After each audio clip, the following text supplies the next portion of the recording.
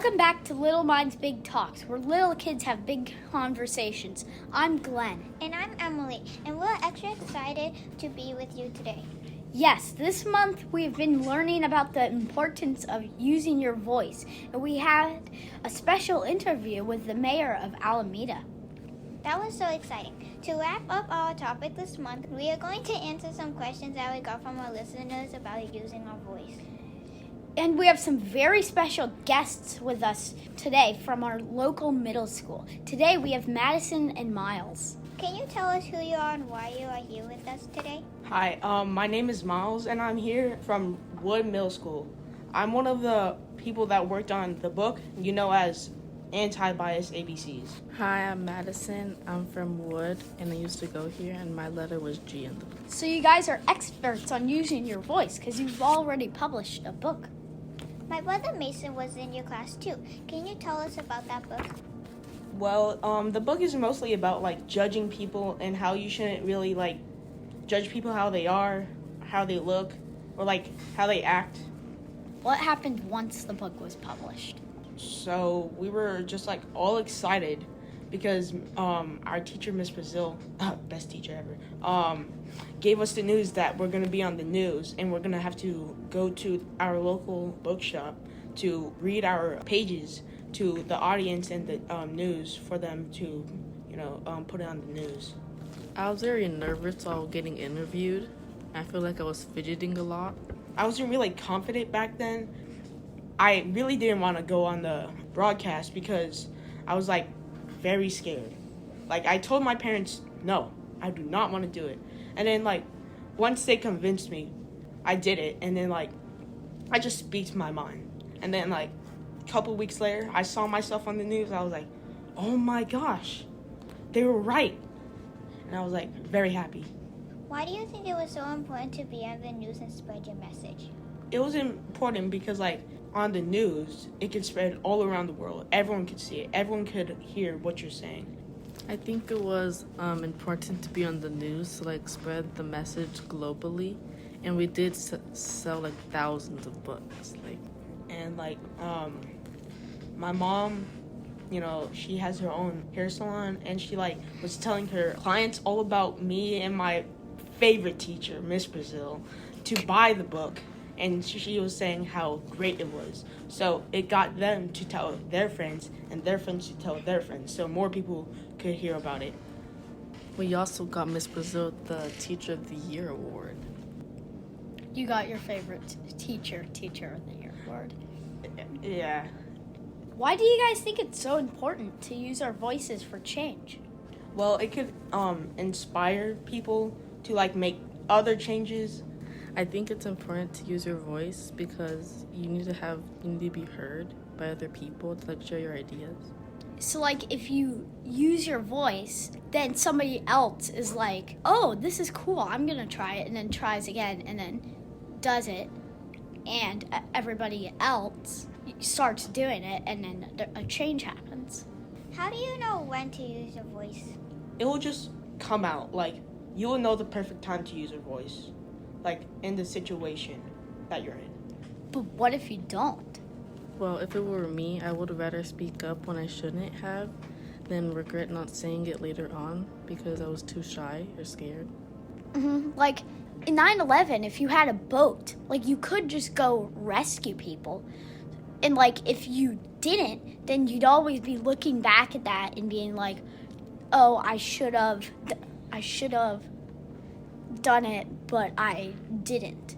And always looking back on how you could have done that. And for your whole life, you'd be looking back on how you could have saved people's lives. But instead, you didn't, So it's sort of like that. You look back on how you could have said something, but you didn't. Okay, we have some questions from our listeners. This one's from a second grader. Can using your voice be a bad thing? Yes, because it could give out the wrong response to other people, and it could be negative for other people to hear it. Then they could give out the negative energy, and then other people will listen to it and follow it. I agree with Miles because sometimes using your voice could be negative because it could be offensive on what you're saying and hurt the other person's feelings. Sometimes in the news, they have stuff that is not, real. And so then other people are like, wow, this is really cool, or wow, this is weird, or, it makes them angry. And then they're like, spread it to other people. And then all of the people think it's true, but it's really not, I agree. Here's one from a third grader student. Sometimes there are things that I want to speak up about, but I don't want to make anybody feel bad. What should I do? I think you should really think about it. Maybe go tell a teacher or an adult what you want to say first before you tell that person and make them upset. Yeah, I agree. This question is from a 5th grade student. I'm only in 5th grade. What can I do? What can I really do to make a big change? You could maybe help out with little kids, expose them to using their voices.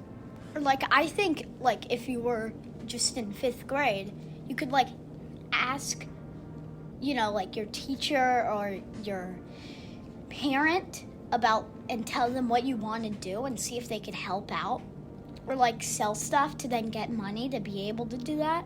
Or you could just make a YouTube channel about it, or a podcast like we did, or something else about it to tell people. Yeah, we're only in 4th grade when we published the book, and it could really help us out. Just speak out what we're trying to say. Mm-hmm. A 7th grader asked us, I get that younger kids can make a difference, but I can't do anything. I want to do without help from adults. What am I supposed to do? Just go out there and speak your mind and be confident in what you're saying to people. Yeah, I think if you wanted to, you could just, if you had a message that you wanted to spread to other people, you could just, put it on a tree or write it in sidewalk chocolate on the sidewalk.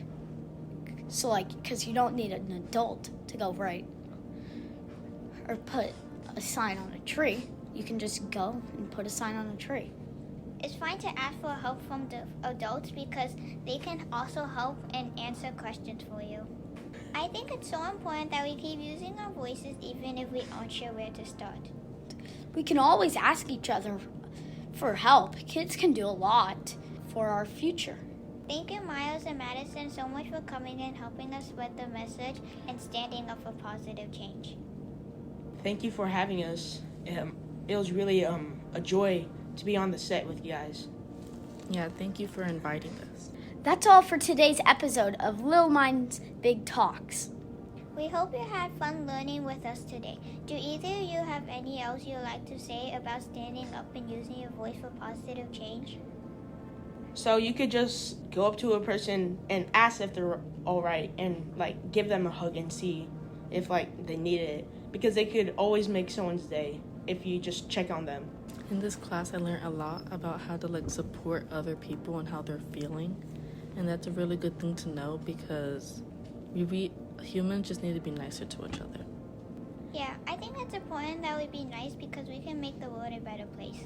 This wraps up our talk on using your voice, but we hope you never stop educating yourselves and trying to make the world better for the future. Next month, we tackle the topic of mental health, and you won't want to miss it. Thanks for listening, and remember, little hearts can make a big difference. So spread kindness, stay curious, and strive to make the world a better place, one conversation at a time. Bye. Bye.